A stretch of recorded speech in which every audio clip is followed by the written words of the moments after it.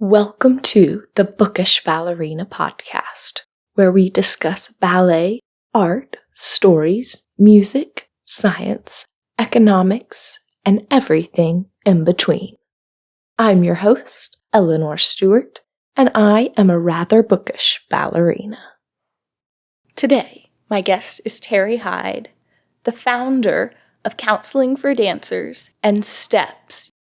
He is a former professional ballet dancer and a registered member of the British Association for Counseling and Psychotherapy. We chat about some struggles unique to dancers and strategies for overcoming those struggles, as well as some resources to help dancers. I hope you enjoy.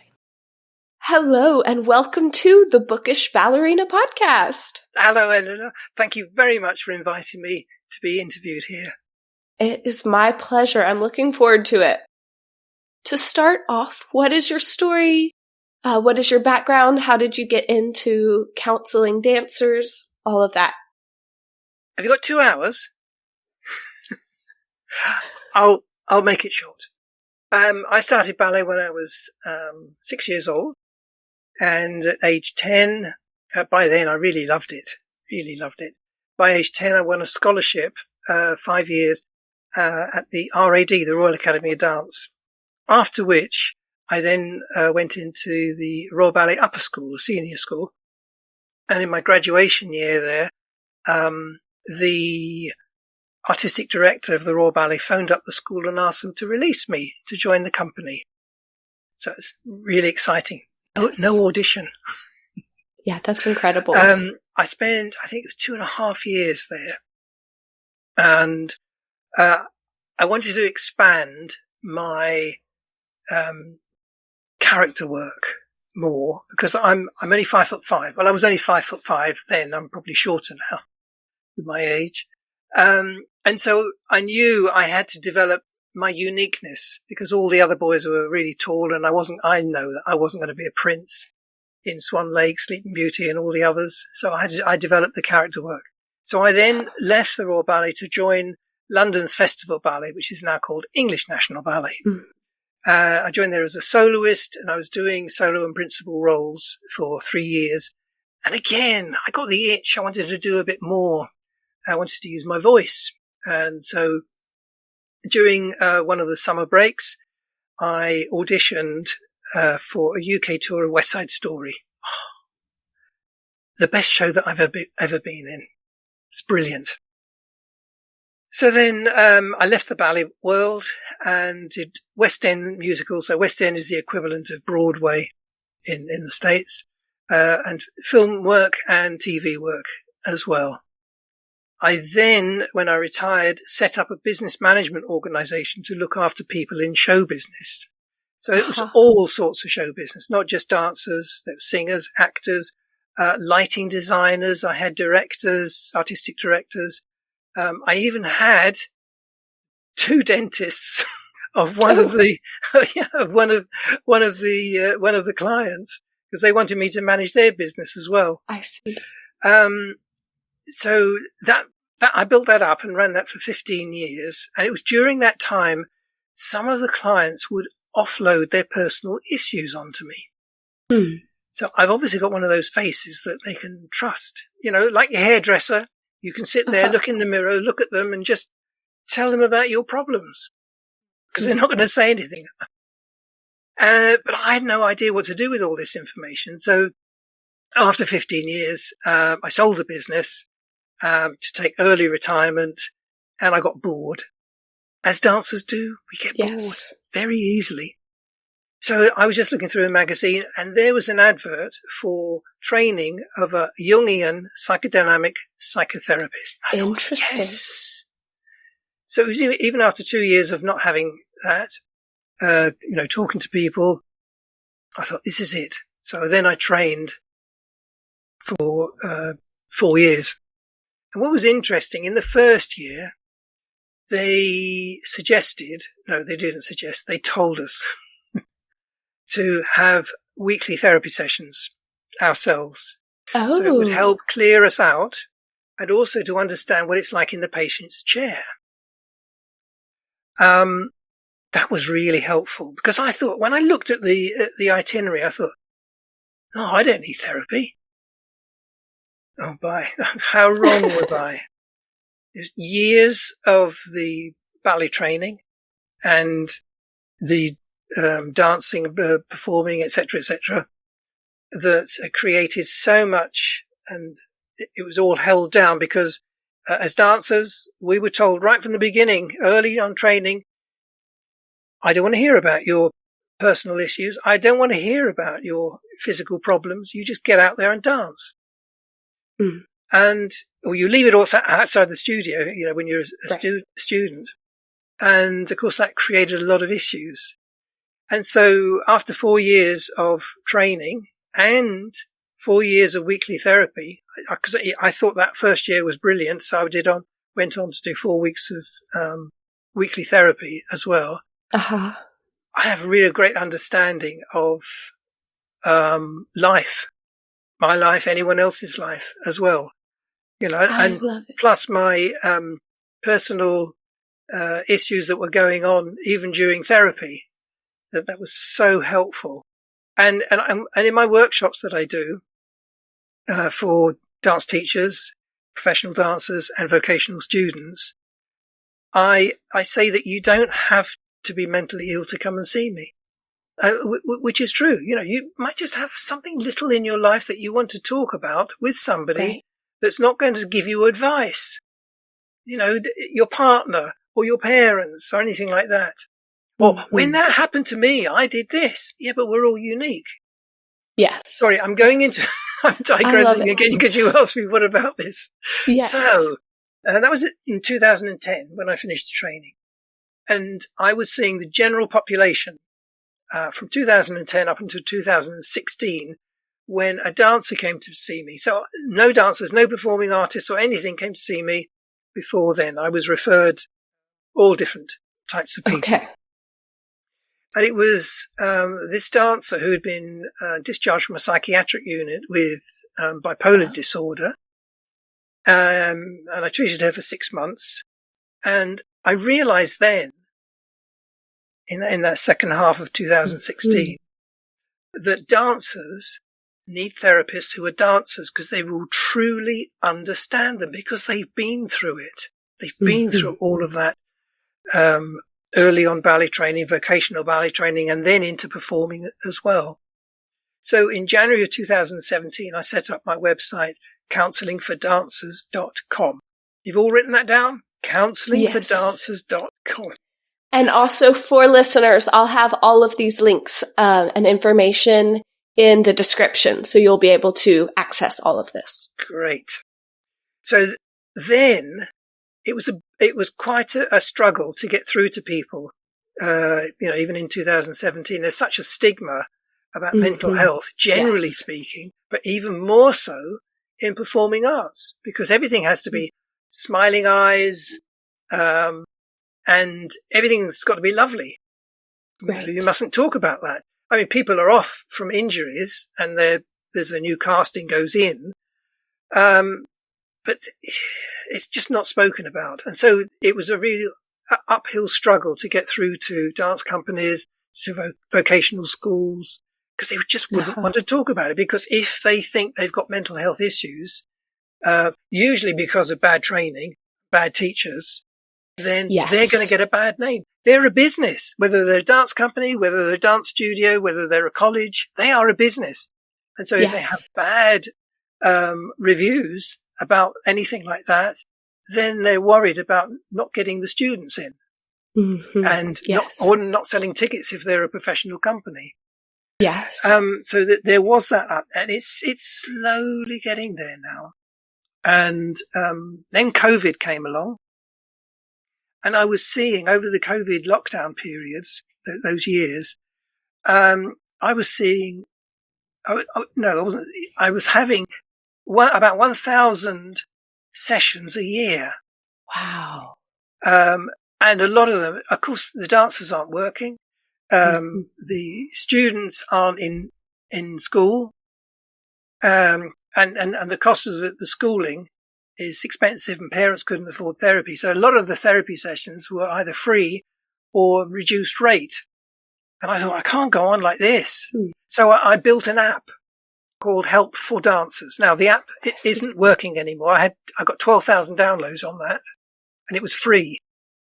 That's and amazing. So what I did was I took the content of that and put it into a course format, which I haven't launched yet. That's going to be launching sometime this year. Okay.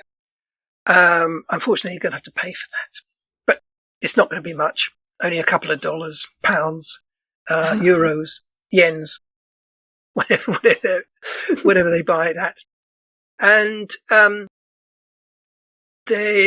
I then quickly put together some ebooks as well. They are on sale in the counsellingfordancers.com website under ebooks.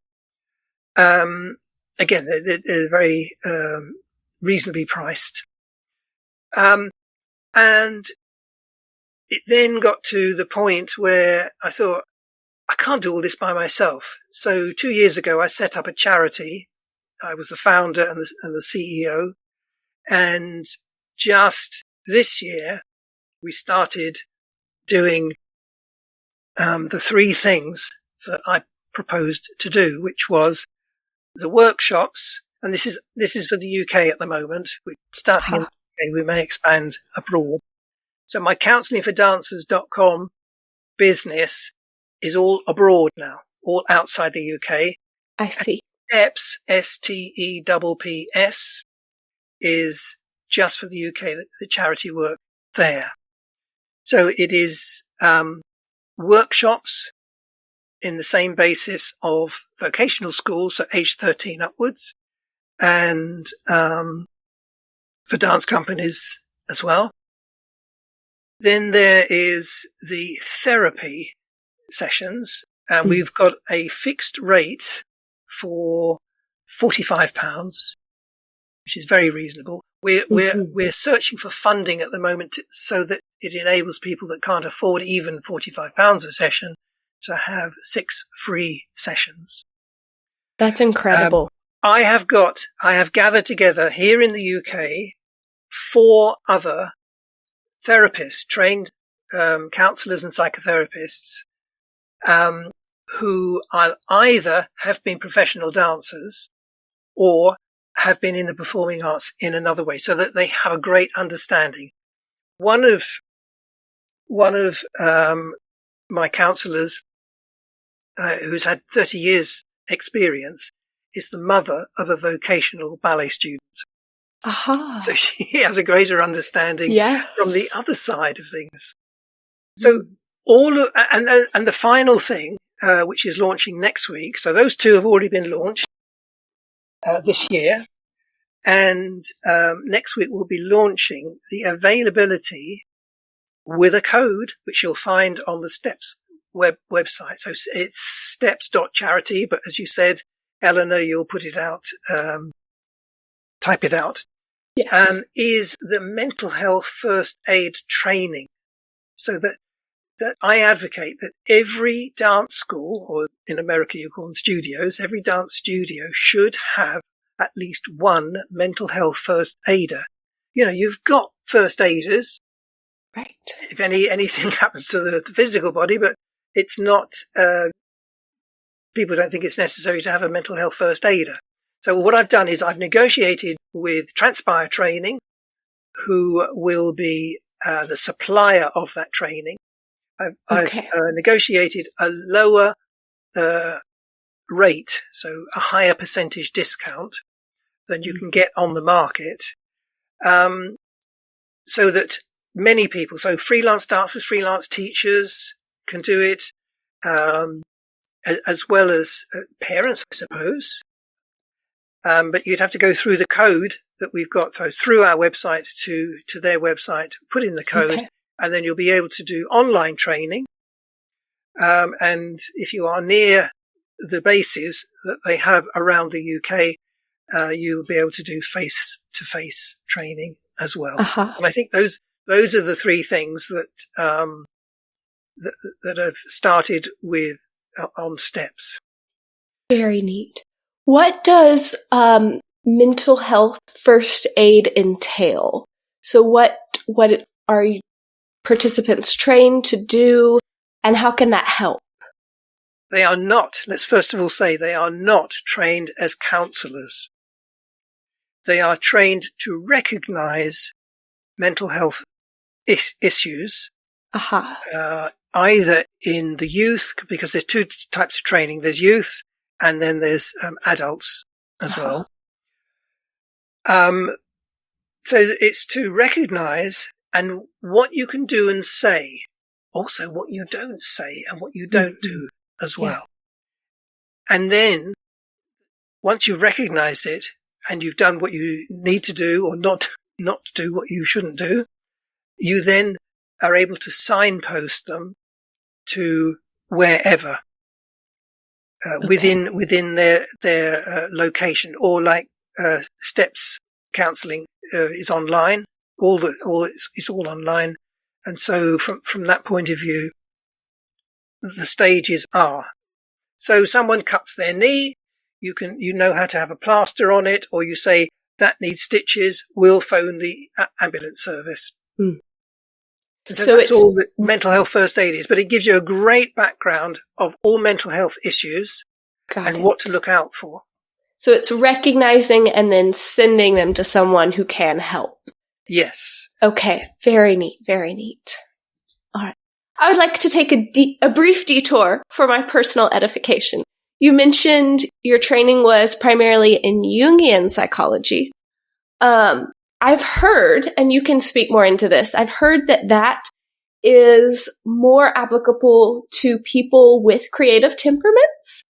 Can you speak into that? What Jungian psychology is, how that works, all of that? Okay. So, it's not necessarily just for creative people. Okay. What we look at is what's going on in the unconscious.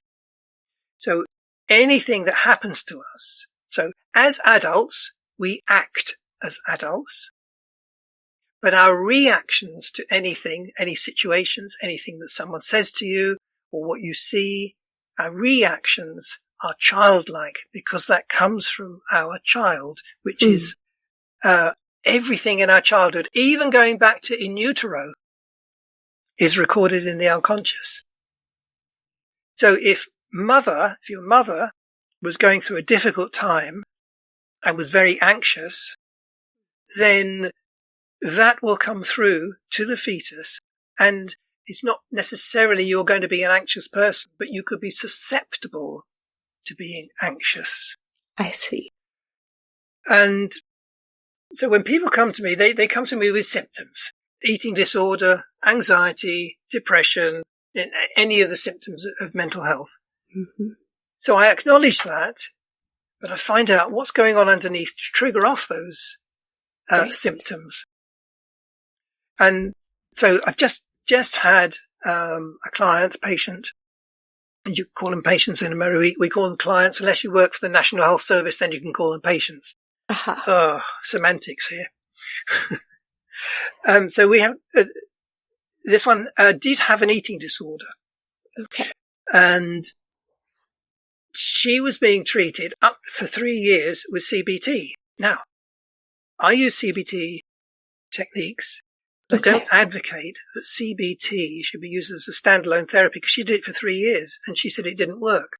Because what they're doing is they're changing the way that you think about things, and you can, which is good in certain circumstances, but you need to find out why she has this controlling aspect in her life, or the need to control. So that's the controlling of eating, either counting calories or counting the amounts of weight, or the need for control of something. Something in her life created for her the need for control. What was it? Well, we discussed that, and we found out some things I'm not going to say here. Right, yes. We found out why she needed the control. And so then we will work in future sessions. This was the first session that we had. Then we will work in future sessions on the need for control. And we can go right the way through then, looking at the need for control, because she also said she has OCD symptoms of again, it's another control thing. I mean, with OCD, the overarching aspect of it is anxiety. And anxiety is fight and flight. Mm-hmm. And so when you look at fight and flight, situations arise, and which is why I said, as adults, we act. Once you get that trigger of anxiety and the fight and flight comes in, then you react. And it's your child then that reacts. Are you going to fight? Are you going to run? Or are you going to freeze? You know, you're so scared you cannot move. Yes. And so when you're looking at situations, it is not just for Jungian psychodynamic psychotherapy patients, clients. They're not just the performing arts. Uh-huh. They are, though, sensitive. Everyone is sensitive. Some people have their heart on their sleeve. Some people will just talk about all their issues because they're open enough to do that, and they are sensitive. Others put on the mask, create a new persona. And that's, you've got to, you know, not fight your way through that persona, but you've got to allow that persona to melt away in the discussion and in the sessions, and allow the client to start understanding why they're doing it. And then it will naturally fall away itself. So in that case, the persona would be a coping mechanism. Is that ever a healthy thing to create? No. Yeah. A coping mechanism is really something that then creates the mask. And when you see a lot of people that smile and are bubbly, you've got to think, are they smiling and bubbly because they're protecting themselves? Right. Or are they smiling and bubbly because they're really happy? So it's a difficult thing. So a lot of clients will come to me and they're smiling and they're trying to please me. And I say, no, you don't please me. Just be who you are. And then we can start understanding what is going on for you. But they still go like this. Yeah. No. Do you feel like smiling? Are you happy? No. Well, I'm just curious to know why you're smiling at me. And then they start realizing that their behavior has been created by the need to feel safe. Mm-hmm. And so if they need to please people because they've had people in the past that, for instance, are difficult parents or parents who are either rowing at each other, and so they've got to please them by keeping the peace, being good children. So they've not been able to create a personality for themselves. They've created this people-pleasing personality. I see. And Eleanor, can you've done psychology, haven't you? You've studied psychology. A little bit. I have an interest in it. Yes. Yes. So when you're thinking about this and what I've said, and you're thinking about friends or acquaintances that you know, has anything resonated? Yes. Yes. Definitely. So you know, for anyone listening to this or watching this, you can recognize it in other people. Mm-hmm. You start recognize it in yourself. Yes. Now Jung said that if you dislike somebody, there's a probability that there's something in their personality that is in your personality and you're disliking it because it's in your personality. So just be mindful of who and what you dislike. And then you can start clearing that out of your personality and start loving yourself. There's a lot of people, and especially dancers, a lot of people do not love themselves because you think, I started ballet when I was 5 years old, 6 years old. Others have started earlier. And from that age, whatever time they started, they have been corrected all the time. And that feeling of not feeling good enough because you're being corrected all the time. And especially if you've been corrected in an abusive way or a dismissive way. Yes. And you go through life thinking, I'm not good enough. And then you don't start loving yourself. You're not looking after yourself. Yes. And so so many people in the ballet world, especially, just have low self-esteem. Yes. No self-esteem, probably, as well. Despise themselves. And yes, and they haven't been able to get that real inner child out that enjoyed ballet when they first started, or enjoyed performing when they first started. And all they're getting now is corrections. No good. Yes. And they're using all the voices that they've come across during their life, and it becomes their own voice in their head. Yeah. Because you call yourself stupid. Oh, I did that. Oh no, that's so stupid of me. And so you're using those words. Let me tell you something. You all have to do your own research on this. Dr. Emoto. How is that spelled? E-M-O-T-O, I think. Emoto. Yes, Dr. Emoto. Okay. So he did some research, I think it was in the 80s or 90s. He's dead now. And what they did was they took some water, put it into see-through jars, and the assistants would pour love and affection, all the words, oh, I love you, what a beautiful glass of water you are, etc., etc., and then wrote love, affection, gratitude, and things like that on stickers all around the jar. Mm-hmm. And then in another room, the opposite happened. So there was this jar, and the words, the hate words, you're ugly or awful, etc., and then stickers around it with similar words on it. And then left it for a while, and then they took bits of water out, little droplets of water from the two different jars. They froze them, and then under a microscope, they then looked at the crystals, and the love jar had beautiful crystals, and then the hate one had dark, shapeless, frozen water. Yes, fascinating. That is so fascinating. I've heard a similar experiment done with plants where there was affirmations to one plant, love, and it flourished, and then another plant died under opposite conditions. Yes. So let me get back to Dr. Emoto and the water. Yes. How much water have we got in our body? 75%? Something I don't like remember that. the exact number. Something like that. That's you see true. What I'm getting at? The yes, way I that do we talk about ourselves, the way that we think about ourselves, the way that other people verbally abuse us, that's what's happening to the liquid in our body. Mm. So we're either going to be lovely crystals because we're adored and supported, etc., or our water is just bleh. And that's what we feel like sometimes. I feel terrible when I go into class because that teacher always disrespects me, etc. And so you're not going to get, a good class, a good performance if it's a rehearsal.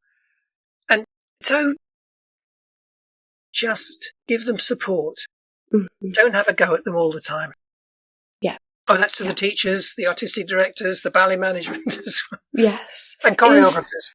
Is there, so I do teach. I teach a range of ages, a lot of very little ones. And then also I teach adult recreational students, which is a lot of fun. But is there anything you would say to teachers who are working with kids, especially in those very vulnerable middle school, high school ages, that can help those kids avoid future problems? Help. I know you can't always ensure it. No, I can only generalize it as well. Because, some of these children, in fact, some of the professional dancers, are on the neurodiverse spectrum. So you're going to have to treat them totally differently in that way as well, and have a greater understanding. I suggest you do these short courses you can get online of understanding neurodiversity.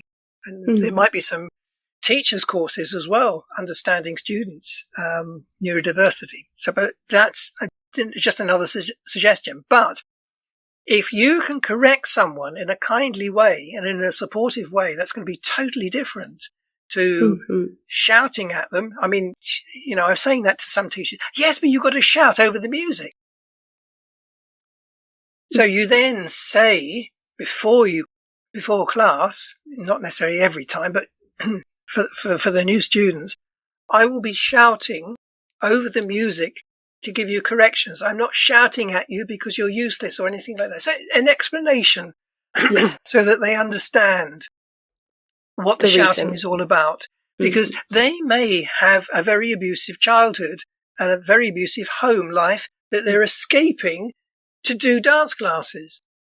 and they're just going from what do they call it? The pot to the fryer or something like that. Yes, frying pan to the fire. That's it. Yeah, frying pan into the fire, and so when you're dealing with people like that, you really must be careful. Otherwise, they may have such a talent, but they're not going to go to class because they're shouted at, and the same as they do at home. So if you can do it in a supportive way, you can correct them. You can say that your arms are really nice on that, but if you do this, or if you flick your arm up, or but you need to close your feet are much tighter than you do, and it looks so much better. So rather than just use your arms, point your feet. Yes. Sorry, the sound man. Yes, that makes perfect sense. Yes. And sorry, Ellen, I just want to go on from there. Yes, because absolutely. I can imagine teachers saying, or artistic directors saying, yes, but you're not going to get out of them what you want. Well, actually you will. You're going to get so much more. You're going to get someone that is not training in fear. Mm-hmm. We trained in fear. We performed in fear. And in fact, when you leave, I'm telling you about 4 years of weekly therapy. Yes. You leave still in fear because you think the world outside you're just useless. Oh, I've given up my identity as a dancer. Well, no, you haven't given your identity as a dancer. You can still be a dancer inside. But what you are taking with you are so many transferable skills. Absolutely. So anyone you go and work with, they go, what? You've picked it up so quickly. What I just said to you. And you're doing this so quickly. And when I taught you to do that, you're doing exactly what I want. Well, these are transferable skills. And you've got the focus, you've got the drive. Yes, I know they're neurodiverse disorders, not disorders, neurodiverse traits. Yes. But these are the things that we carry through our life. So don't train them in fear. Don't work with them in fear. And especially for dance companies and shows and choreographers and artistic directors, you support your dancers. You don't have to push them. They will push themselves from the training. What you need to do is to give them time and breaks so that they can recover each time. And it's only like 10 minutes, 5 minutes, especially people with neurodiversity just need a 5-minute break to get rid of all that 1,001 things that are going on in their head. It's not attention deficit. It's attention overwhelm. That's what it should be called. Mm. So when you support your dancer, they are not going to be rehearsing or doing class in fear, which then when you say one more time, one more time, one more time, they will then push themselves at one more time. And they get tired. And Eleanor, what happens when you get tired? You stop thinking as clearly. And that's the mental part. And the physical part is? You could get injured. Yep. And that's where the injury shortens a dancer's life. So you will be able to have dancers who have longer careers. No research has been done about this. So anyone out there who wants research, give me an email, join in, and we'll do some research on this. That is my theory. That would be cool. Yeah, that makes sense. Absolutely. Okay, one more tiny little thought on this, and then we'll go back to our main area of discussion. But you mentioned, isn't this main? Yes. Well, I in my detour on all right, specific topics related to psychology. So you mentioned CBT, which, if I'm correct, is cognitive behavioral therapy. Yep. That did not work for one dancer. In what scenarios, or are there any, I guess, genres of scenario where that has a greater tendency to work? What is that? A little bit of explanation. It's usually mild to moderate anxiety, and the same for depression. Those sort of things, and they do work. And that's where the research has found that's worked. But what they're doing is they're encompassing everything into this because it's quick and cheap. I see. Awesome. Or it's cheap, not necessarily quick, because this one had 3 years and it didn't work. There is the research that has shown that more than half the people that had CBT will come back for more because it's not sustaining. But there are some people that it works and you never have treatment again.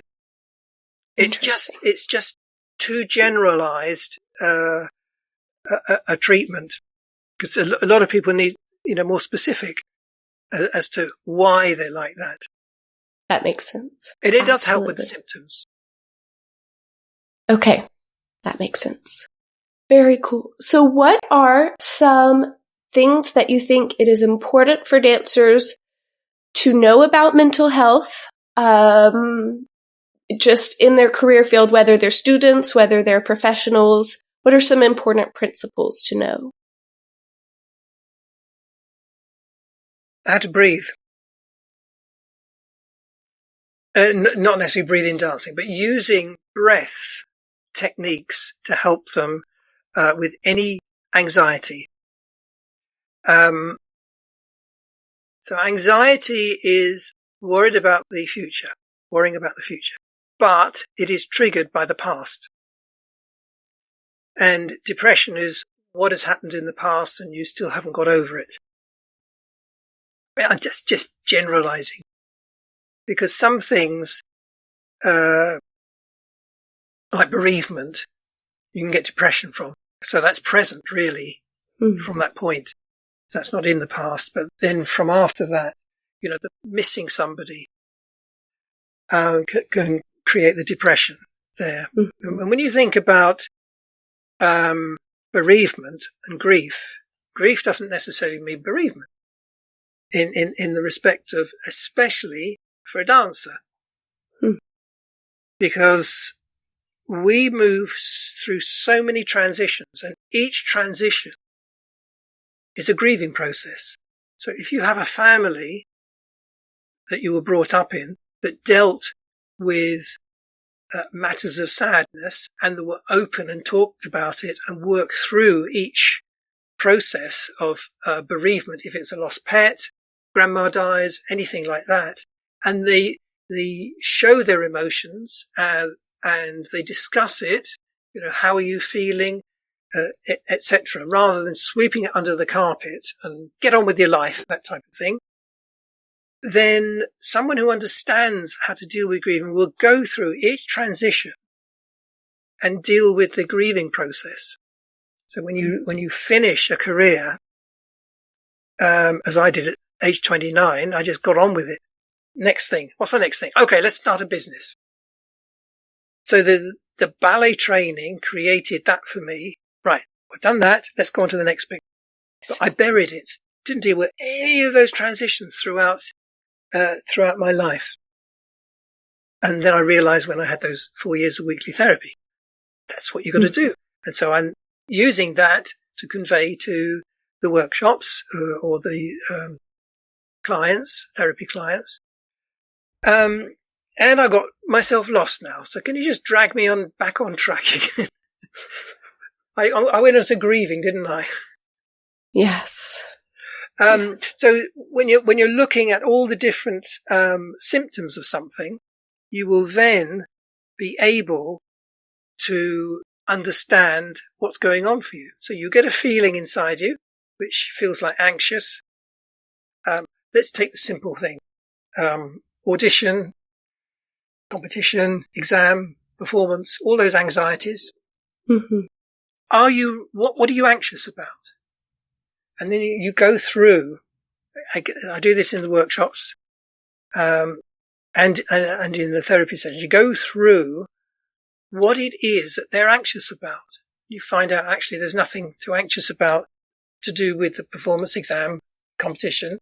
It's what's happened in the past. I fell over on this step. I forgot this step. The thing is, when you're doing all these auditions, competitions, etc., you have been rehearsing. Yes. The auditions are class. You've done class for how many years? You know what you're doing. There's no need to worry about it because you're worrying about what do they think? Yes. less worry you have about what do they think, as in the table in front of you and all those people. And the less you worry about the other competitors or the judges, the less you worry about the examiner, because you know what you're doing. Yes. And research has shown, in psychology, Eleanor, research has shown that the feelings of anxiety are identical to the feelings of excitement. So I tell the people not surprising. in the workshops and the clients, and it does take time to actually to get them to do this.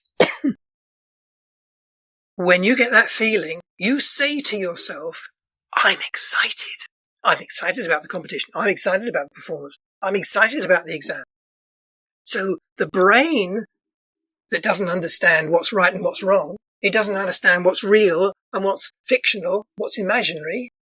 You are telling the brain by saying in your mind, you are saying, I'm excited about this. The brain goes, so you're telling me you're excited and also you're feeling this feeling. So now, well, let's put those two together. And so whenever you get the butterflies in your stomach, the sweaty palms, the dry mouth, any of those things that you used to think were anxiety, the brain then says, puts them together, new neural pathways, new synapses are joining everything up, and you're excited. Yes. Excuse me, my voice is going. You're good. That's very interesting. Yes. Work on it. Those listening to this, work on it. Yes. And you will get to understand that whatever you tell yourself, your brain will say, when I used that example earlier, you're stupid. The brain says, oh, you're stupid. Then you go through life being stupid or thinking you're stupid. And then then because you think you're stupid, you're not going to be able to do anything because you're telling yourself you can't do it. So you say, I can't do a double soda bath to the left. Well, you won't. Yeah. Because you just told yourself you won't. And then when you try and do it, just to try and prove yourself wrong, you can't do it because you told yourself. And the thing to do is, and this is something else I get people to do, is to and I use that double soda bath to the left as an example. You visualize yourself doing a double soda bath to the left the way that you would like to do it. Not perfect. Yeah. Nothing is perfect. The way that you would like to do it. And you will eventually get there because you are telling your brain and your muscles are telling your muscles are telling your gut is telling your brain, and your thoughts are that I can do this because you're seeing yourself do that in your own imagination. You're not seeing yourself as a third person. You are doing it yourself in that thing. And I'll tell you about the research that's done on it in a moment. And when you do that, brain will then start recognizing, and then the signals from your brain when you are actually doing it tell you that you can do it. And it's worked on a number of occasions. And I had this Australian professional that was working in Europe that came to see me for anxiety. And we worked through the anxiety, and he said, can you help me with this, please? He's Australian. I do a bad Australian accent. And so, and it was that example. It was the double soda bath. What we did, we worked out why he couldn't do it, what stopped him, at what point in his life. And it's when he bumped into somebody doing a double soda bath on stage. And he called himself stupid, and I can't do this, and da-di-da-di-da.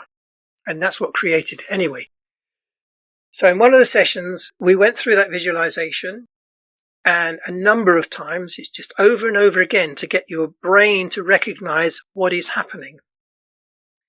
And he came back the following week and he said, I did it, because he had to do it in a performance. What he was doing, he was just doing a single one. So he was doing double to the right and then a single soda bath to the left.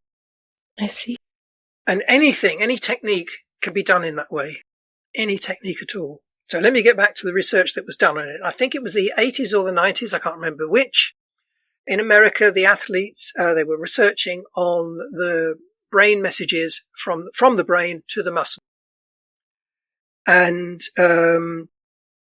so they wired up the brain, they wired up the muscles, and they could see on the screen when they visualized, they were sitting down, they were visualizing doing whatever it was, let's say 100 meters. So they were running the 100 meters without moving their body, but it was in their visualization. So then they got the link from the thought, the imagination. The brain didn't realize it wasn't wrong. It doesn't recognize what's right and what's wrong and what's imaginary and what's real. So it's taking it as real that person is running the 100 meters to the extent that they want to, the speed, the timing, etc. And I just transferred it into dance. So you do the visualizations, and I know that this has been going on. What is missing from that is the third aspect, is the emotion. What's it like for you to do a double soda basque? Remember what it's like.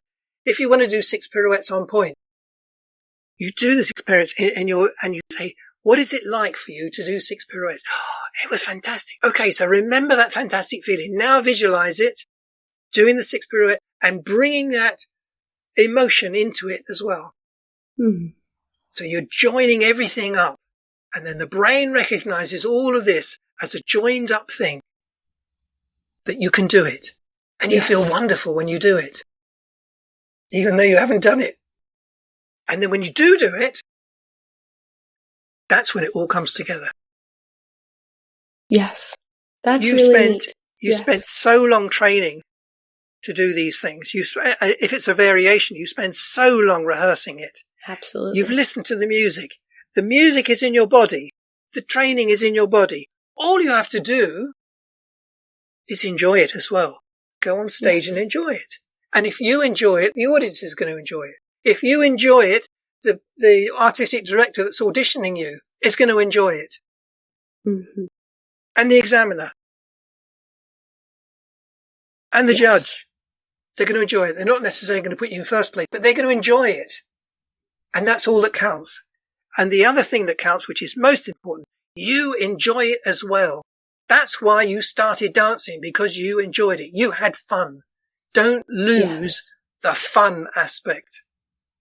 Mm-hmm. It's not an office job. It's a job to enjoy. Absolutely. So visualization is an important strategy for rehearsal. Are there any others? And for injury rehabilitation as well.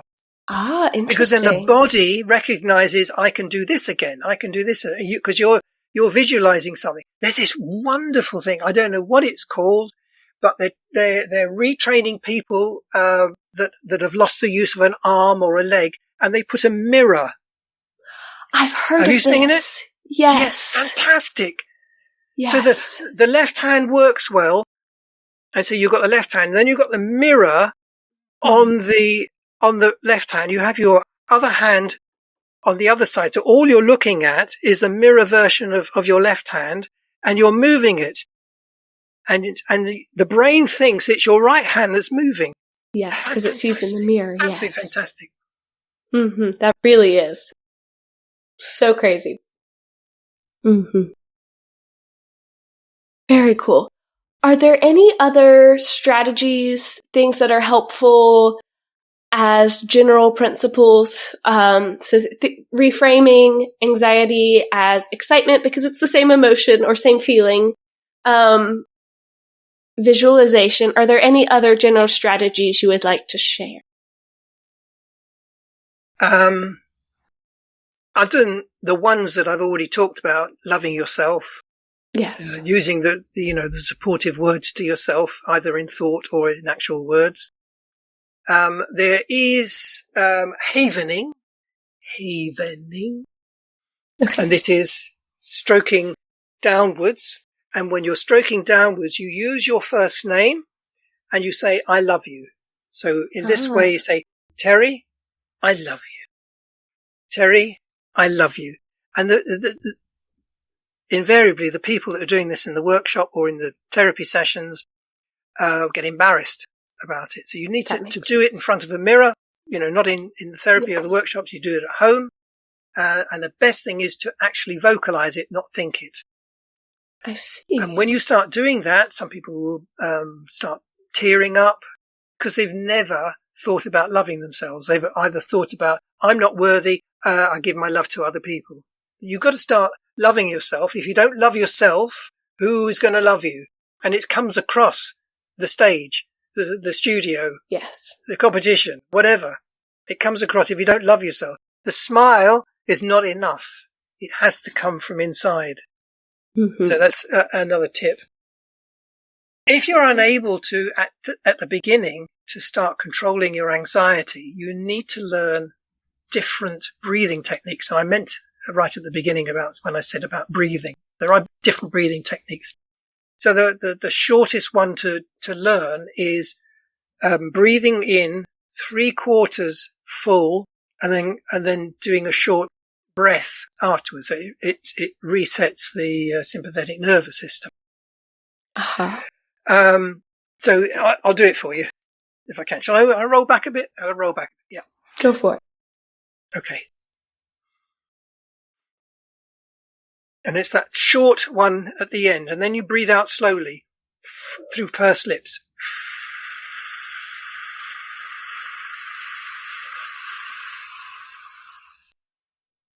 Mm. Give yourself a bit of time and then do it another 3 times. So I'm not going to do it 3 times. Just do it once more.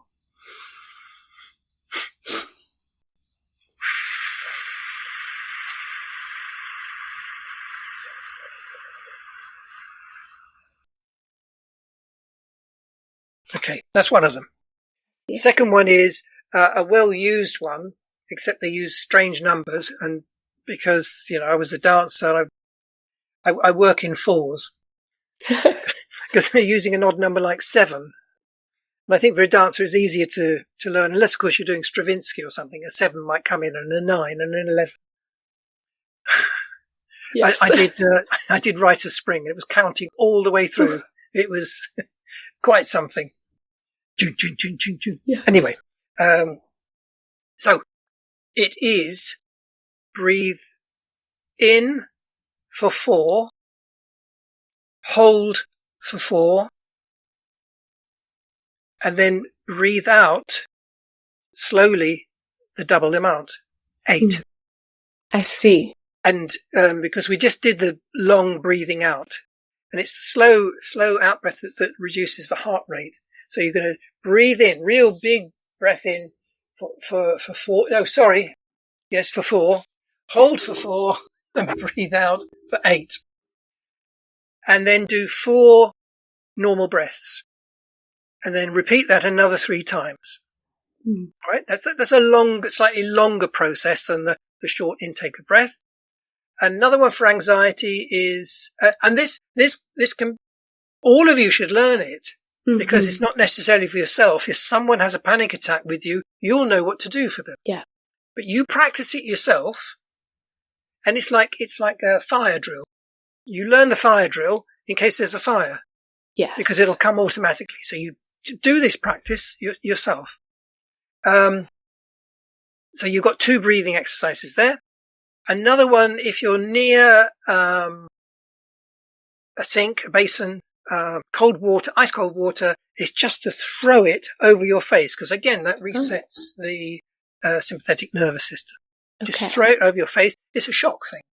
Just the same as when, like that. I see. In the breathing. It's a shock thing. Yeah. That makes sense. I live in Florida. There's a lot of cold springs. I love just running, jumping in. It's so cold. That makes sense. There's a lot, I mean, in Britain, we're a lot colder than you are in Florida. True, yes. There's a lot of cold water swimming now that is being advocated for health. Yes. So you're going to be sort of water that is not cold to you, but it's going to be like a bath to us. Yes. Warm water. No, but we're swimming in, well, I'm not, but in cold water. Yes. So there are those different things that you can work with for panic attacks, anxiety attacks, whatever you want to call them. I love it. Are there any mental health concerns that may be more prevalent with dancers than with the general population? Or eating disorders. I think it's 16% Mm.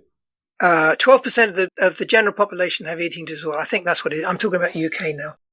I see. And I think 16% is for dancers. Okay. So it's a higher percentage for dancers. But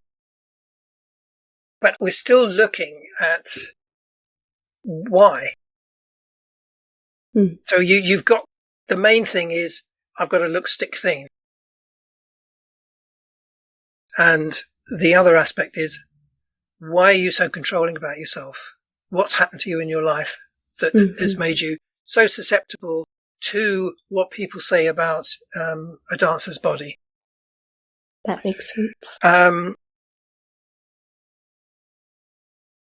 Anxiety, as I said earlier, that's what they normally come with, the three things: anxiety, depression, eating disorders.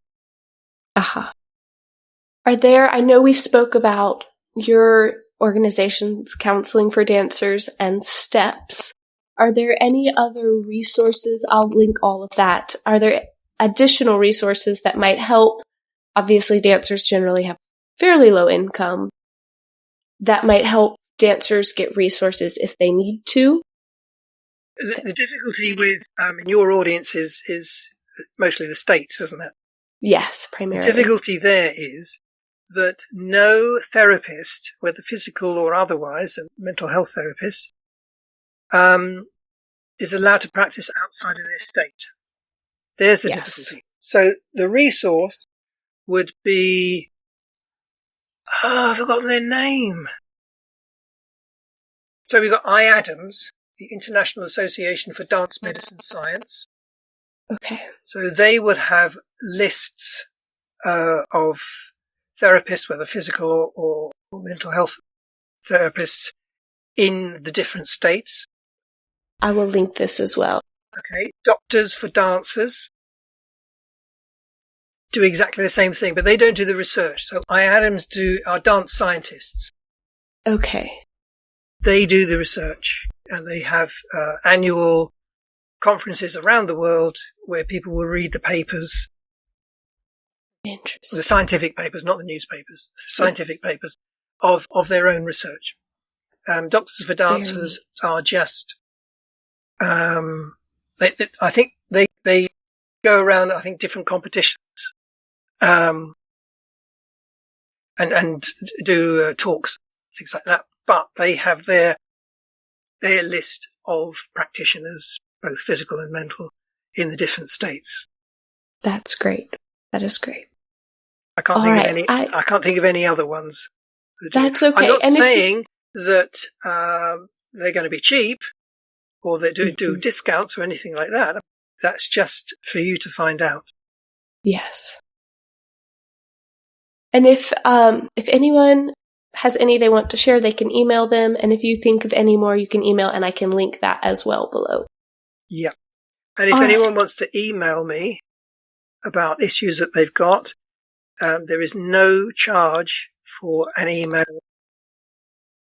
That's amazing. That's amazing. And I can if it's okay, I'll put your email address below as well, if that works. Yeah. So if you're outside the UK, it'll be the Counselling for Dancers email. And if you're inside the UK, it will be the STEPS email address. And it would be lovely if you were to go onto the website for STEPS and donate. Yes, absolutely. We need the funds in to be able to give people free therapy sessions. Yes, absolutely. And I can definitely link that as well, because that would be great. Thank you very much. Yes, absolutely. All right. I always end the interview with the same 2 questions. The first one is, what is one thing you are learning about right now? That's a difficult one because I'm learning every day. Uh-huh. As I'm going along, either in the workshops, I think, oh, wow, yeah, that's new. Or in a client session, learning something new about life every day. So that's a difficult one. I can't tell you. Okay. That's okay. Let me just think about the sessions I've had today so far, because it's now late afternoon here. Yeah. So what do I learn today? Oh, people easily slip back into old habits because it's too familiar for them. And when something is familiar, they feel comfortable. Even if it's negative, they'll feel comfortable. There you are. There's one thing. I love it. Yes. Well, it's unfortunate. I think this was research or something that was discovered after the Vietnam War, but people who had addictions in Vietnam came back to the States, and because they were in a new environment, it wasn't an issue. So the change in environment helped. I guess that's a related thought. It's very interesting. Yeah, because they probably weren't living in fear. That also, yes, absolutely. Yeah. So they're back home, comfort, etc. Although, the armed forces that came back are still suffering, generally speaking. Yes. Yeah. Which is tragedy. Yes, absolutely. So you got two things. You wanted me one thing. What was the second one? The second question is, what is one thing you wish you could teach everyone? To love themselves. Yeah. It's a good one. Yes, absolutely. All right. Do you have any last thoughts you would like to share before we wrap up? Yes, for dancers. Presumably, mostly are dancers. Mostly probably dancers. Yes, we do have some. Because of the title, Eleanor, isn't it? Because of the title. Yes. Right. When you are given a day off, have a day off. Don't do anything to do with dance. Don't do anything like going to the gym or going running. Walk. If you're going out for a walk in the countryside, in nature. Take a day off. Yes, that's great. That's wonderful. All right. Thank you so much for coming on the podcast. It's my pleasure, Eleanor. Yes, it has been a joy. Thank you. Thank you for listening to this episode of the Bookish Ballerina podcast. To learn more, follow at the.bookish.ballerina.podcast on Instagram. To support the Bookish Ballerina podcast and all I'm doing with writing, buy us a book or become a member at www.buymeacoffee.com/the.bookish.ballerina. A huge thank you to Sam Soul for the beautiful new logo, and thank you to R. Keith Stewart for our beautiful new intro and outro music. To learn more about Sam, follow @_SJS_art on Instagram. Thank you again for listening to this episode. We hope you enjoyed it and that you will consider subscribing, following, leaving a rating or review, or liking this video or podcast on whichever platform you are listening. See you for the next episode.